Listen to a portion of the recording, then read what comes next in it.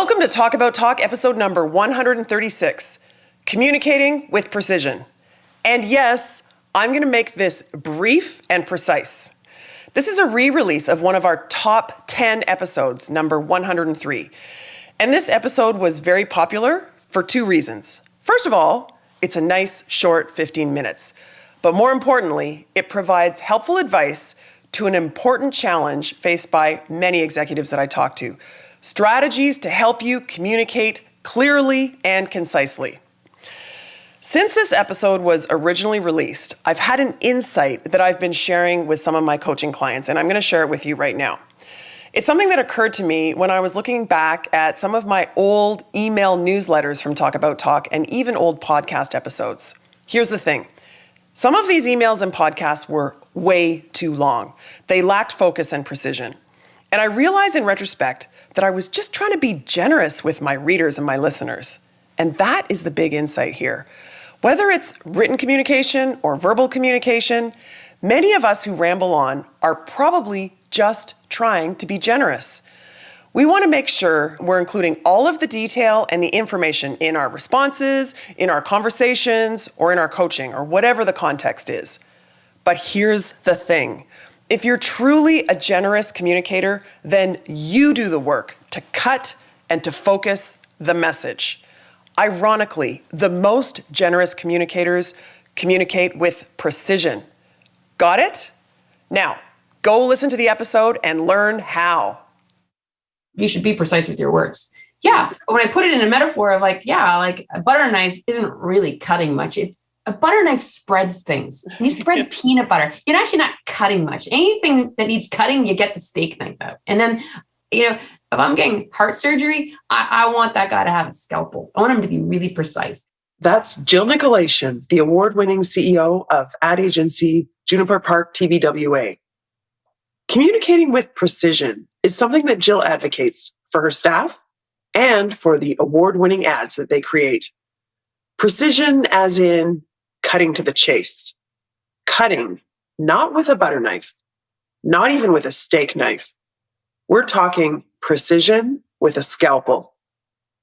Why would you want to communicate with precision? When we're precise, we're succinct. We're concise. Our message is more clear. It's information that's better understood. It's also recalled more readily, and it's more persuasive. And speaking with precision is so much better than the opposite. Do you know what the opposite is? Well, one of my clients told me that he is an epic storyteller. And I wasn't quite sure whether that was supposed to be a good thing. So he clarified. He told me that he does not communicate with precision. Instead, he has verbal diarrhea. Ew. Greetings and welcome to Talk About Talk, episode number 103, focusing on communicating with precision. Let's do this. Let's talk about talk.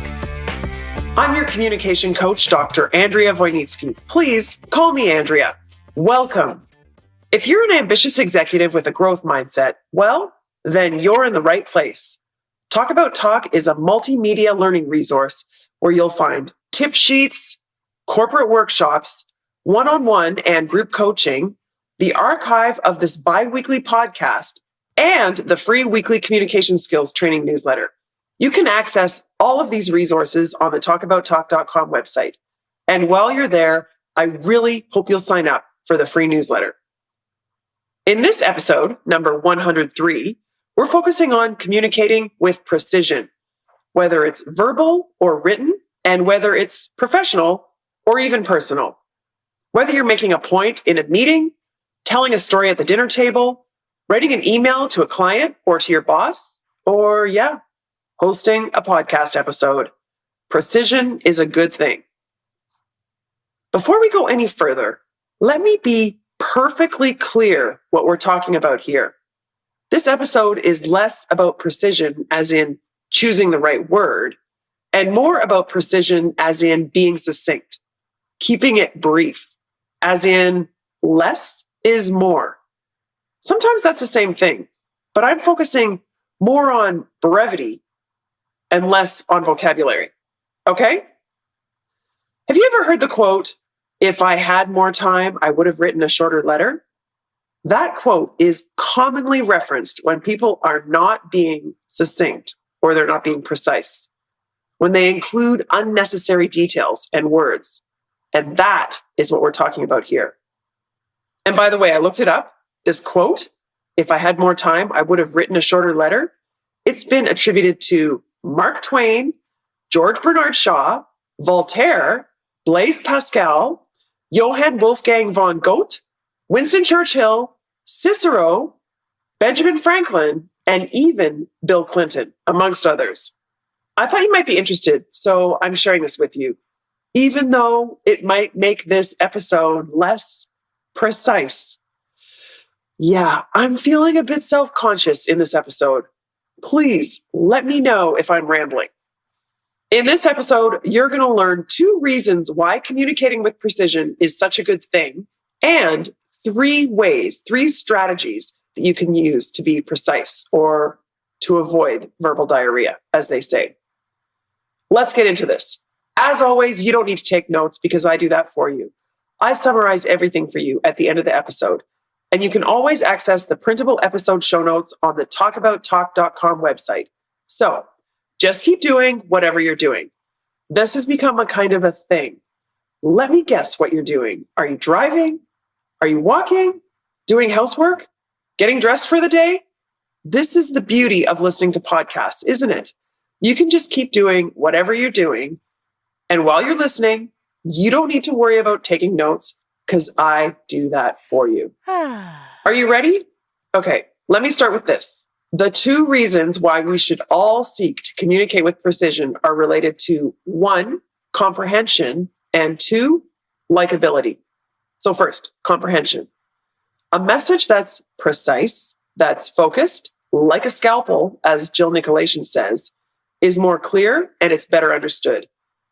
Compare that to someone who rambles on, taking us down twists and turns, whether they're telling a story or explaining their perspective or whatever. A more focused, precise message is better understood.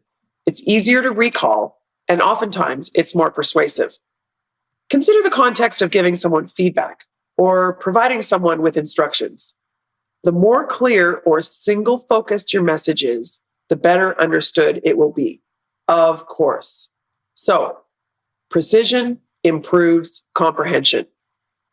The second reason we should seek to communicate with precision is that if you talk less and let others talk more, there are all sorts of benefits. For example, the more precise you are with your answers in a job interview, and the more you let the interviewer talk, the more likely you are to get the job. Of course, I'm not advocating that you answer their questions with one-word answers.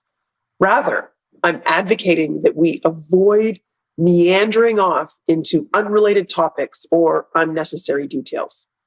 Certainly, when you're in a job interview, you need to make sure that you answer all the questions thoroughly. But you really need to focus on your key message. And you need to make sure that you're providing the interviewer with lots of opportunities to talk. Then you'll be more likely to get the job. Similarly, the less talking you do in a sales pitch, the more you let the prospective consumer or client talk, the more likely you are to make the sale. And even in small talk, research shows that when you encourage others to talk more, they end up liking you more. So, those are 2 very compelling reasons for us to communicate with precision. A more focused, precise message is 1, more easily understood or comprehensible, and 2, it also makes us more likable. Of course, we all want to be understood and we all want to be liked. But how can we make this happen? I have 3 strategies for you for how you can communicate with precision. Yes, of course, there are 3. 1 is leverage the power of 3. 2 is use headlines. And 3 is repeat yourself. And yes, I'll explain that in a minute. Okay. So the first strategy is to leverage the power of 3. I dedicated a whole episode to this topic. It's Talk About Talk episode number 93, and it's definitely one of my favorites. I hope you'll listen to it if you haven't already. Let me briefly summarize. The point here is that whether you're writing a paper, outlining a presentation, creating a meeting agenda, preparing a sales pitch, or even writing a story, you can leverage the power of 3. That's 3, not 5 or 10, 3. 3 main ideas, 3 subtopics, 3 characters, or 3 reasons why. And why is 3 so powerful, so effective? Well, 3 is balanced. Think about how a stool with 3 legs or a tripod with 3 legs is perfectly balanced. 3 is also substantive. It's thorough. 3 is convincing. 3 can even be a trend. And most importantly, 3 is precise. It's not overwhelming. Limiting ourselves to 3 makes it easier to understand and to remember things. So that's the first way that you can improve your precision. Leverage the power of 3. The second way that you can improve your precision is to use headlines. Whether it's written or verbal communication, a well-considered, precise headline will clarify your message. What exactly do I mean by that? Well, it depends on the context. A great example is if you're writing an email, change the title to match your main point. And early in the email, make sure you tell the reader exactly why you're emailing them. Use a headline. I have a quick story about this, and I've told the story a few times, but it is very relevant here. When I was a doctoral student at Harvard Business School, I was asked to give a presentation to a group of students and faculty where I would share my research. So, of course, I spent hours creating my slides and my script, and I was incredibly well prepared. So there I was in front of about 40 students and faculty members, and things were going okay. I was about 1/3 of my way through the presentation when one of the senior faculty members seated at the back of the room raised his hand and he said, "Andrea, what's your point?" I looked at him and I answered him directly. "I'll get to that in a minute." He scowled. About 30 seconds later, he raised his hand again. And actually, this time he stood up. "Andrea, what's your point?" he asked in a very annoyed tone. I respectfully looked him in the eye and I said, "I just want to get through my research methodology and then I'll share that with you."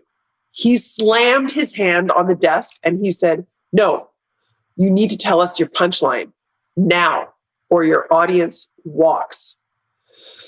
Whew, I will not forget that as long as I live.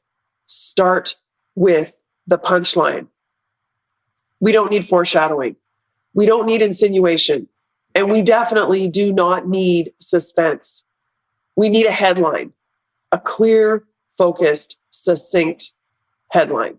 So use headlines. Now we've covered 2 of the 3 ways to communicate with precision. 1, leverage the power of 3s, and 2, use a headline. The third and last way to communicate with precision is to repeat yourself. Yes, I realize this sounds ironic. How can we communicate with precision, be more succinct and focused? By repeating ourselves. Yes. Here's what you do. You tell them what you're going to tell them, then you tell them what you told them. And by the way, I do this all the time in these podcasts. I start by telling you what you're going to learn. Then I share the content, then I summarize. Did you notice that? I tell you what I'm going to tell you, then I tell you, and then I tell you what I told you. I realize this sounds very repetitive, but think of it this way. You start with a headline, right? Then you share the goods, the content. Then you summarize with the main point. It's clear, it's focused, and it's communicating with precision. Imagine you're writing an email or writing a thought leadership paper, or giving an academic presentation. You start with the headline or the punchline. No suspense. Get right to it. Then you deliver the goods, maybe leveraging the power of 3. Then you summarize with your main message. There's no confusion about your main point. You're clear, focused, and you're communicating with precision. Beautiful. Well, I have to say, it looks like this might be one of the shortest of the over 100 Talk About Talk episodes. I told you I'm feeling a little self-conscious about this. Can you imagine if I started rambling? Nope, not going to happen. I leave you now with the main reasons why we should communicate with precision: comprehension and likability. That's it. When you communicate with precision, you are understood and you are liked. And then there's the 3 tactics that you can employ to be more precise. 1, leverage the power of 3s. 2, use a headline. And 3, repeat yourself. I would love to hear how this goes for you, especially if you're one of those people who rambles on with epic stories and unnecessary detail. Which of these 3 tactics works best for you? I really hope you'll let me know how it goes. You can go to the talkabouttalk.com website, click on contact, and send me a message there. While you're on the website, I hope you'll sign up for the Talk About Talk newsletter. This is your chance to get free communication skills coaching from me every week in a simple to digest email. Just go to talkabouttalk.com to sign up, or email me directly and I'll add you to the list. You can email me anytime at Andrea@talkabouttalk.com. Thanks for listening and talk soon.